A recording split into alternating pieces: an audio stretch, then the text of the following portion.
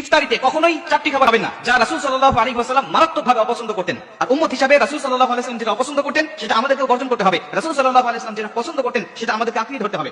এই চারটি খাবার কি দেখেন, আমরা কিন্তু অনেকেই এই খাবারের পছন্দের তালিকায় চারটি খাবার রয়েছে। প্রথম দুটি খাবার হলো রাসূল সাল্লাল্লাহু আলাইহি ওয়াসাল্লাম বলেন কাঁচা পেঁয়াজ এবং কাঁচা রসুন, যা আমাদের অনেকের পছন্দের তালিকায় আছে এবং ইফতারির সময় আমরা পেঁয়াজের সাথে ছোলার সাথে খুব মজা করে এটা খাই। অথচ বুখারীর বর্ণনায় আল্লাহ রাসূল সাল্লাল্লাহু আলাইহি ওয়াসাল্লাম বলেন, বুখারী শরীফের 855 নম্বর হাদিস, আল্লাহ রাসূল বলেন, আব্দুল্লাহ ইবনে জাবের রাদিয়াল্লাহু তাআলা থেকে বর্ণিত, তিনি বলেন, যখন দেখবে যদি কোনো মানুষ কাঁচা পেঁয়াজ এবং কাঁচা রসুন খায়, সে যেন আমার নিকটে না আসে, এমনকি মসজিদের নিকটেও যেন না যায়। কেন? কাঁচা রসুন আর কাঁচা পেঁয়াজ খাওয়ার কারণে তার মুখ থেকে এক প্রকার দুর্গন্ধ বের হয়, যা ফেরেশতাদেরকে মারাত্মক কষ্ট দেয়, অন্য মুসলিম অন্য মুমিনদেরকে মারাত্মক কষ্ট দেয়। এজন্য কাঁচা পেঁয়াজ খেয়ে যেন সে মসজিদের দিকে না আসে।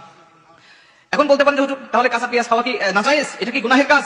কাঁচা পেঁয়াজ খাওয়া নাজায়েজ নয়। আল্লাহ রাসূল সাল্লাল্লাহু আলাইহি ওয়াসাল্লাম আমাদেরকে দুর্গন্ধ জিনিস থেকে বেঁচে থাকার জন্য আমাদেরকে বলে দিয়েছেন।